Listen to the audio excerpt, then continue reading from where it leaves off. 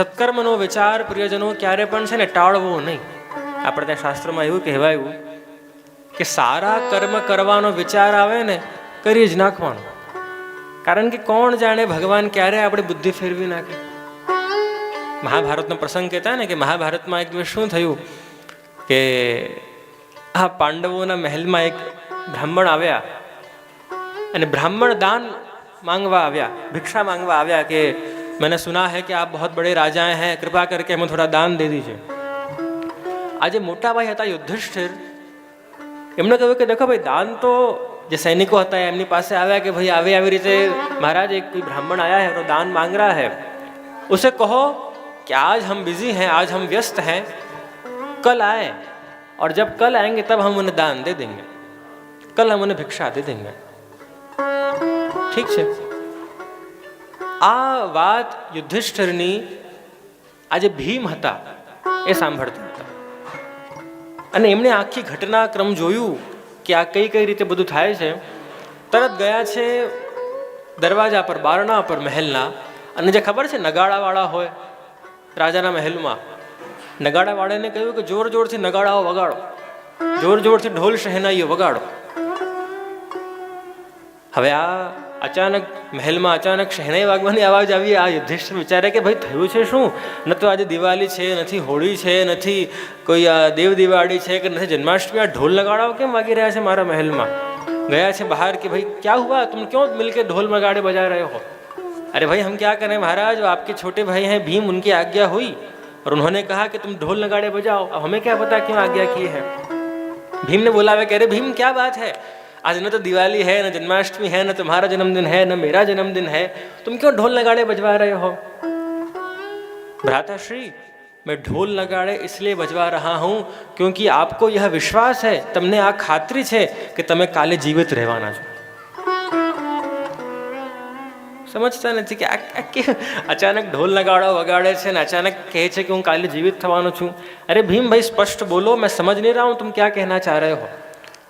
अरे भ्राताश्री, अभी वो ब्राह्मण आया था आपके पास भिक्षा मांगने और आपने उसको लौटा दिया कि भाई जाओ जाओ घर जाओ, कल दान मांगने आना, कल भिक्षा मांगने आना.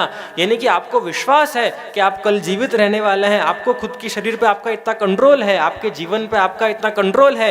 इस खुशी में मैं यहाँ ढोल नगाड़े बजवा रहा हूँ.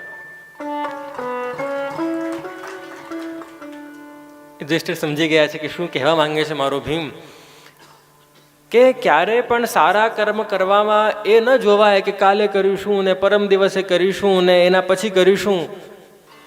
કોણ જાણે ઠાકુરજી આપણું જીવન કેટલું લખ્યું છે. શંકરાચાર્યજી કરીને પ્રિયજનો એક દક્ષિણના આચાર્ય થયા. પોતાના એક સ્તોત્રમાં, ચરપટ પંજરિકા સ્તોત્રમાં, સ્તોત્રનું નામ છે, અને એમાં એવું લખે છે કે નલિની દલગત જલમતિ તરલમ તદ્વત જીવિતમ અતિશય ચપલમ. નલિની, નલિની એટલે કમળ. કમળ ઉપર એક જળનો બૂંદ પડે. નલિની દલગત જલમતિ તરલમ, ખબર છે ને કમળની પાંખડી ઉપર જો એક જળનો બિંદુ પડે તો કેવો એકદમ જ અસ્થિર હોય, એકદમ જ અનસ્ટેબલ હોય. ક્યારેક આગળ પડી જાય, ક્યારેક પાછળ પડી જાય, ક્યારેક આ તરફ પડી જાય, ક્યારેક આ તરફ પડી જાય, કઈ નક્કી ન કહેવાય. શંકરાચાર્યજી કહે છે એવી રીતે વૈષ્ણવો, આપણા બધાનું પણ જે જીવ છે ને આ શરીરની અંદર, એ જાણે એક કમલ પર રહેલી એ જળની સમાન બિંદુ છે. ક્યારે આમાંથી નીકળી જાય ખબર ન પડે. અચાનક ફોન આવે કે અરે ભાઈ પેલા ભાઈ હતા એ તો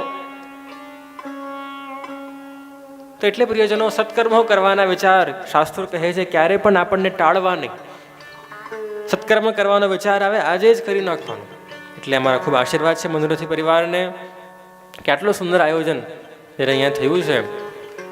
પ્રિયજનો વધુ સમય આપણી પાસે આજે સમય થોડોક ઓછો છે કારણ કે આપણે થોડા મોડા થયા છીએ, પણ જે આપણા 3 ત્રિદિવસીય શિબિરના જે આપણા ઉત્સવ નાયક છે શ્રી ગુસાઈજી, એમના વિષયની આપણી આ શિબિર છે.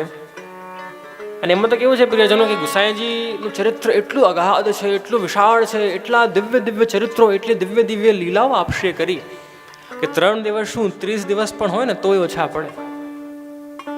કારણ કે એ તો સ્વયં ગુરુ નથી, એ તો તે કછું ન સંદેહ. ખીત સ્વામીજી શું ગાયું કે આ તો પ્રભુ જ છે, વસ્તુતઃ કૃષ્ણ એવું ન માનતા કે મહાપ્રભુજી અલગ ને ગુસાઈજી અલગ ને શ્રીનાથજી અલગ. તો મહાપ્રભુજી પણ એ, ગુસાઈજી પણ એ અને શ્રીનાથજી પણ એ. અને હું તો કહીશ, શ્રીનાથજી કરતા પણ પ્રિયજનો જો કોઈ ઉત્તમ સ્થાન, શ્રીનાથજી કરતા પણ જો ચઢિયાતું સ્થાન કોઈને આપવામાં આવ્યું ને, તો એ શ્રી મહાપ્રભુજી અને શ્રી ગુસાઈજીને આપવામાં આવ્યું છે. આપણા દયારામભાઈ કરીને થયા ભક્ત કવિ, એક બહુ સુંદર વાત પોતાના ગ્રંથોમાં કરે છે કે જગત જપે નૃપ નામ રહ્યો જસ સઘળે ફેલી. જગત જપે નૃપ નામ રહ્યો જસ સઘળે ફેલી, પણ પટરાણીનું નામ લહે જે રહે રંગ મહેલ. અર્થાત નૃપ, રાજાને બધા જાણતા હોય, રાજાના ગુણ કેવા, રાજાના ચરિત્રો કેવા, રાજાની ચાલ કેવી, રાજાની પર્સનાલિટી કેવી, બધા જાણતા હોય છે. પણ પટરાણી નું નામ લહે જે રહે રંગ મહેલી. પટરાણીને તો એ જ જાણે કે જે રંગ મહેલના જીવો હોય. એવી રીતે પ્રિયજનો શ્રીનાથજીને, શ્રી કૃષ્ણને તો બધા જ જાણતા હોય, એની કથાઓ બધા જ સાંભળતા હોય, પણ શ્રી ગુસાઈજીની, શ્રી મહાપ્રભુજીની કથા તો એ જ સાંભળી શકે છે કે જેના ઉપર મહાપ્રભુજી અને શ્રી ગુસાઈજીની મહતી કૃપા હોય.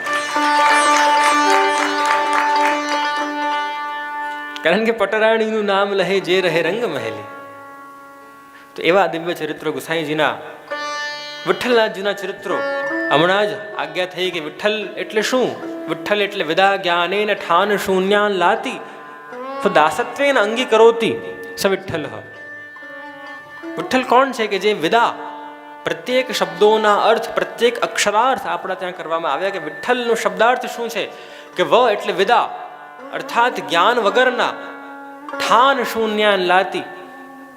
ઠાન એટલે અભણ લોકો, એટલે બિચારા ભોળા લોકો. અભણ, નોટ લિટરલી અભણ, પણ ઓછા ભણેલા કે ભોળા લોકો. એવાને પણ જે લાતી, એ લોકોને પણ જે પોતાની તરફ લાવે છે, અને કેવલ લાવતા નથી પણ સ્વદાસત્વેન અંગી કરોતી સ વિઠ્ઠલ. કે એવું નથી ગુસાઈજીના સેવક થવો તો તમને કોઈ મોટા તપસ્યા કરવી પડે કે જપ તપ કરવા પડે. નાના એવા ભોળા બ્રજવાસી, જો ને તમે પરેની વાર્તા આવે છે આપણા ત્યાં, ભોળા બ્રજવાસી હતા અને ગુસાઈજી પાસે ગયા, કૃપાનાથ મુકો સેવા પધરાની હૈ, સેવા પધરાની હૈ. અને ગુસાઈજી અપરસમાં પધારતા હતા અને એમના જે ખવાસ હતા એ લોકોએ કહ્યું પરે પરે પરે. પરે એટલે બ્રજભાષામાં દૂર જા, દૂર જા. અને ત્યાં જેવું કહેવાય છે કે એક કાંકરી શ્રી ગુસાઈજીના શ્રીચરણમાંથી ઉડીને આમના હાથમાં આવી, પરેના, આ ભોળા બ્રજવાસીના હાથમાં આવી. આપણી પરે બેઠકી છે ને અહીંયા સુરતમાં, એમની જ વાર્તા છે. હાથમાં આવી, પૂછ્યું અરે કૃપાનાથ મેરે ઠાकुर કો નામ તો કહો. પરે પરે પરે પરે. પરે એટલે દૂર જાઓ, દૂર જાઓ, દૂર જાઓ. અચ્છા મેં સમજ ગયો, આજ સે મેરે ઠાकुर કો નામ પરે હૈ.